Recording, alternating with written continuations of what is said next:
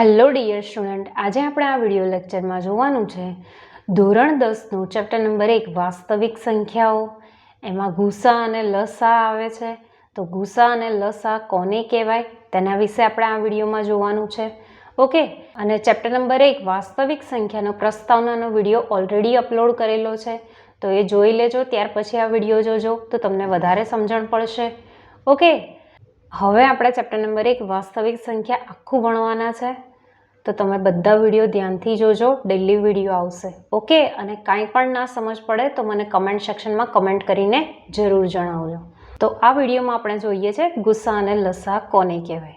સૌથી પહેલાં ગુસા એટલે ગુસાનું આખું નામ છે ગુરુત્તમ સામાન્ય અવયવ, અને લસાનું આખું નામ છે લઘુત્તમ સામાન્ય અવયવી. તો આ બંનેનું આખું નામ થઈ ગયું. હવે ગુસા અને લસા કોને કહેવાય તેના વિશે સમજવા માટે આપણે ઉદાહરણ 2 જોઈશું. તો આ તમારી ચોપડીનું જ ઉદાહરણ 2 છે, તે ધ્યાનથી સમજીએ. તો ઉદાહરણ 2માં આપેલું છે કે અવિભાજ્ય અવયવીકરણની પદ્ધતિથી 6 અને 20નો ગુસા અને લસા શોધો. એટલે તમારે 6 અને 20નો ગુસા અને લસા શોધવાનો છે. અને કઈ પદ્ધતિથી કહ્યું છે? અવિભાજ્ય અવયવીકરણની પદ્ધતિથી. તો સૌથી પહેલાં આપણે 6 અને 20ના અવયવો પાડી લઈએ. તો ચલો 6ના અવયવો પાડીએ. તો 6 એટલે 2 3 6 થશે, એટલે 2 ગુણ્યા 3. અને તમે આ રીતે ભાગ પાડશો, 6 એટલે 2 3 6, એટલે અહીંયા 2 અહીંયા 3 અને 3 એકા 3. તે જ રીતે 20ના પણ અવયવો પાડી લઈએ. તો 20 પહેલાં 2ના ઘડિયામાં આવશે, 2 10 20, એટલે 2 ગુણ્યા 10 લખાશે. હવે આમાં 2ના ભાગ નહીં પડે, પરંતુ 10ના પડશે. તો 10 એટલે 2 5 10, એટલે 2 ગુણ્યા 5 આવશે. અને તમે આને આ રીતે પણ ભાગ પાડી શકો છો. તો 20 એટલે 2 10 20 થશે. પછી 10 એટલે 2 5 10, અને 5 એટલે 5 એકા 5. બરાબર. તો અહીંયા તમને 6ના અવિભાજ્ય અવયવો મળ્યા છે 2 અને 3, એટલે કે 2 ગુણ્યા 3. અને 20ના અવિભાજ્ય અવયવો મળ્યા છે 2 ગુણ્યા 10ના અહીંયા ભાગ પડી દીધા, એટલે આ લઈશું 2 ગુણ્યા 5. અથવા તમે અહીંયાથી પણ જોઈ શકો છો, 6 એટલે 2 ગુણ્યા 3 અને 20 એટલે 2 ગુણ્યા 2 ગુણ્યા 5. બરાબર. હવે 20ના અવયવોમાં અહીંયા 2 વખત આવે છે, એટલે આવી રીતે લખાય 2ની 2 ઘાત ગુણ્યા 5. અને 5 અહીંયા એક જ વાર આવે છે, એટલે 1. તે જ રીતે અહીંયા પણ આને આવી રીતે લખાય. 2 કેટલી વખત આવે છે? 1 વખત, એટલે 2ની 1 ઘાત. 3 કેટલી વખત આવે છે? 1 વાર, એટલે 3ની 1 ઘાત. હવે તમે બંનેના અવયવો જોશો, તો આમાં 2 છે, તો આમાં પણ 2 છે. આમાં 3 છે, આમાં 3 નથી. તો જેમાં ના હોય તેમાં આપણે એની 0 ઘાત મૂકી દઈશું, એટલે કે અહીંયા લખી દઈશું 3ની 0 ઘાત.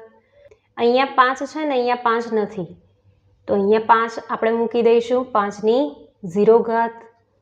હવે આપણે બંનેનો ગુસા શોધવો હોય, તો ગુસા બરાબર, ગુસા કોની વચ્ચે છે? 6 અને 20, એટલે 6 અને 20 બરાબર. તો આ 3 3 અવિભાજ્ય સંખ્યા પહેલાં લખી નાખીશું, 2 ગુણ્યા 3 ગુણ્યા 5. હવે 2 3 અને 5ની સૌથી નાનામાં નાની ઘાત લઈશું, તો એ ગુસામાં આવશે. બરાબર. એટલે કે ગુસામાં અવિભાજ્ય અવયવની સૌથી નાની ઘાતનો સમાવેશ થાય છે. તો અહીંયા જો 2ની 1 ઘાત છે, અહીંયા 2 ઘાત છે. તો 1 અને 2માં નાની ઘાત કઈ છે? 1, એટલે 1 આવશે. અહીંયા 3ની 0 ઘાત છે અને 1 ઘાત છે. નાની કઈ છે? 0 ઘાત, એટલે અહીંયા 0 આવશે. હવે અહીંયા 5ની 0 ઘાત છે અને અહીંયા 5ની 1 ઘાત છે. તો નાની ઘાત કઈ થશે? 0, એટલે અહીંયા 0 આવશે. તો હવે 2ની 1 ઘાત એટલે 2 મળશે. 3ની 0 ઘાત એટલે 1 મળે. 5ની 0 ઘાત એટલે 1 મળે. આપણે આગળના ધોરણમાં જોઈ ગયા કે કોઈની પણ 0 ઘાતનો જવાબ 1 આવે. બરાબર. હવે તમે આનો ગુણાકાર કરશો તો મળશે 2 એકા 2, 2 એકા 2, એટલે 2. તો તમને ગુસા મળી ગયો 2. તો અહીંયા લખીશું 6 અને 20નો ગુસા 2 મળે છે. બરાબર. ત્યાર પછી લસા શોધી લઈએ. તો લસા 6 અને 20નો, તો પહેલાં તો 3 3 અવિભાજ્ય સંખ્યા લખી નાખીશું, એટલે કે 2 3 અને 5. હવે લસામાં આ અવિભાજ્ય અવયવની મોટી ઘાત લેવાની. તો અહીંયા જુઓ, 2ની અહીંયા 1 ઘાત છે ને અહીંયા 2, તો મોટી ઘાત કઈ છે? 2, એટલે અહીંયા 2ની 2 ઘાત આવશે. ત્યાર પછી 3, તો અહીંયા 3ની 1 ઘાત છે ને 0, તો 0 અને 1માં મોટું કોણ છે 1, એટલે અહીંયા 3ની 1 ઘાત આવશે. ત્યાર પછી 5ની 0 ઘાત છે અને અહીંયા 1 ઘાત છે, તો 0 અને 1માં મોટું કોણ 1, એટલે અહીંયા 1 આવશે. એટલે કે લસામાં અવિભાજ્ય અવયવની મોટી ઘાતનો સમાવેશ થાય છે. હવે 2ની 2 ઘાત એટલે 2 2 વખત લખાય એટલે 2 ગુણ્યા 2 થશે. 3ની 1 ઘાત એટલે 3 એક જ વખત લખાશે અને 5ની 1 ઘાત એટલે 5. હવે આનો ગુણાકાર કરી દઈએ. 2 2 4 અને અહીંયા 3 5 15. 15 અને 4નો ગુણાકાર કરીએ તો મળશે 60. એટલે કે 6 અને 20નો લસા શું મળ્યો 60. તો અહીંયા લખીશું લસા 6 અને 20 60 મળે છે.